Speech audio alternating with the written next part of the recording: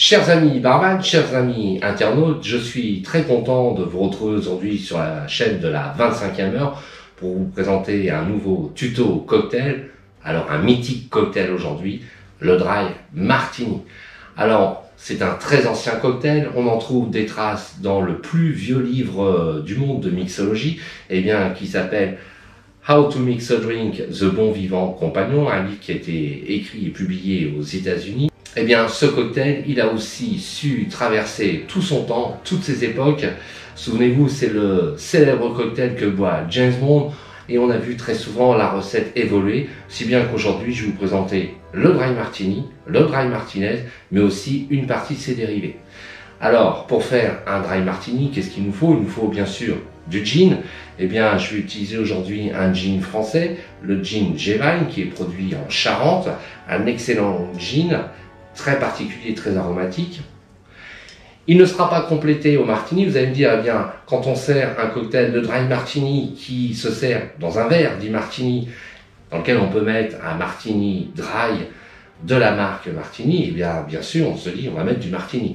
Mais on peut aussi tout à fait, dans ce cocktail, si on reprend l'esprit du Dry Martinez, se servir de son équivalent, là aussi français, de Noailly Prat. Bon, remarquez, Martini Dry ou Noailly Prat, c'est aujourd'hui la même maison de production et le même distributeur. Pour réaliser ce cocktail, on va utiliser un verre à cocktail. Il faut absolument qu'il soit très frais. Je vais vous présenter la technique du verre à mélange, qui est peut-être la technique la plus difficile à réaliser en cocktailerie. Pourquoi? Parce qu'on va mixer des ingrédients qui ne seront pas stockés au frais. Et dans le verre, on doit avoir beaucoup de fraîcheur. Cependant, il va être servi straight up, ça veut dire sans glace. Donc là aussi, un verre pré-rafraîchi et puis un verre à mélange, lui aussi pré-rafraîchi. En décoration classique, on va trouver un zeste de citron jaune ou une olive verte. Je vais commencer par vider mes verres.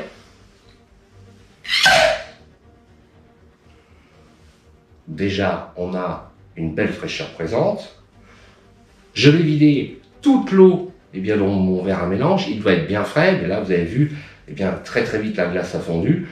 Je ne souhaite pas vous présenter un cocktail à base d'eau, donc je vais changer complètement ma glace.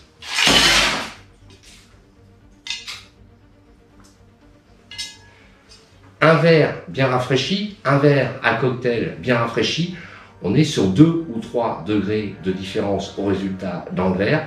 Sur ces boissons-là, c'est très important. Je remplis donc maintenant mon verre à mélange de nouveau avec de la glace. J'ai maintenant une glace bien sèche. Je vais devoir réaliser mes mélanges extrêmement rapidement. Donc 1 centilitre et demi de Noailly Prat,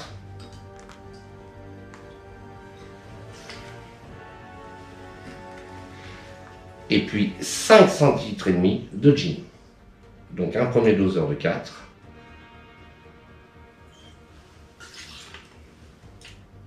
Et puis 1 centilitre et demi de gin. Je viens effectuer un léger mélange.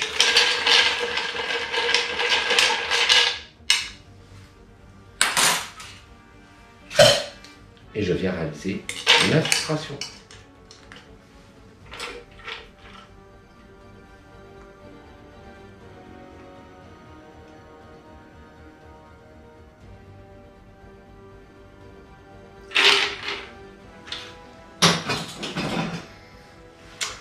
Je vous présente le Dry Martini presque terminé. Je viens y rajouter tout simplement maintenant ma décoration. Un petit zeste de citron jaune. Et puis, pour que mon verre sente bon, je viens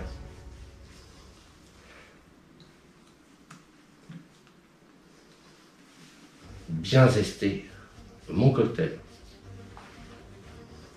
Alors ce cocktail, il a bien sûr beaucoup de dérivés. C'est en changeant les décorations que je vais pouvoir m'amuser. Si j'enlève le zeste de citron et que je rajoute une olive verte, j'obtiens un Dry Martini 6 o'clock PM. Si je rajoute non pas une, mais 2 olives vertes, j'obtiens un 7 o'clock PM Cocktail Dry Martini. Si je rajoute un oignon gros lot, eh bien ce cocktail va prendre l'appellation de Gibson. On peut s'amuser encore très longtemps. Si je rajoute 3 olives et 2 oignons, j'obtiens un dry martini salade.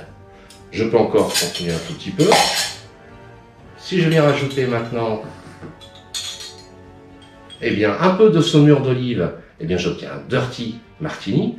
Vous allez voir, bien sûr tout ça, ça dépend des goûts de vos clients. Si je travaille à la vodka à la place du gin, eh bien j'obtiens une vodkatini. Si comme Serge Gainsbourg, eh bien vous ne voulez pas travailler au vermouth dry, si vous voulez travailler avec un vermouth rouge, vous allez simplement rincer vos glaçons avec le martini rouge et goûter l'eau de vos glaçons du verre à mélange. Et à ce moment-là, on va obtenir ce qu'on appelle un sweet martini. Et puis, si comme vous êtes comme les Anglais, comme Monsieur Churchill, qui appréciait strictement son gin straight up, mais extrêmement frais, eh bien, il adorait le gin. Donc, bien sûr, il prenait un gin anglais, mais il avait quand même beaucoup de respect pour la France, surtout en temps de guerre. Alors, ce qu'il faisait autour de son verre à mélange, il venait ouvrir la bouteille de Noailly Prat, il tournait la bouteille autour du verre, il s'inclinait vers la France, il disait merci Monsieur de Gaulle. Et il buvait ce qu'on appelait un Churchill, c'est-à-dire du gin pur et sec. Voilà, je crois qu'on a fait un petit peu le tour de ce cocktail. Moi, je vous souhaite une bonne dégustation. Attention, c'est un cocktail très sec, il faut aimer le gin. En tout cas, vous allez voir, c'est très agréable, très rafraîchissant.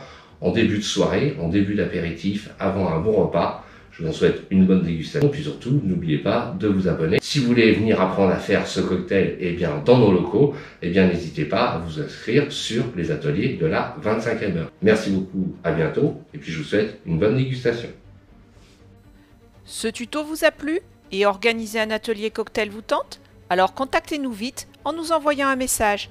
Et surtout, n'oubliez pas, partagez, likez et abonnez-vous à la chaîne de la 25e heure. À bientôt!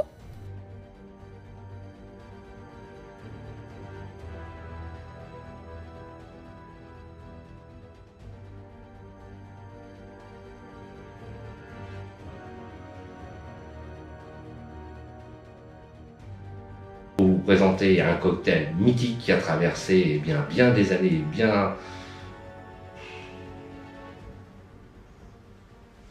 On en retrouve des traces dans l'un des plus vieux livres au monde de bar, How to Make It. On en retrouve, bon je la refais depuis le début,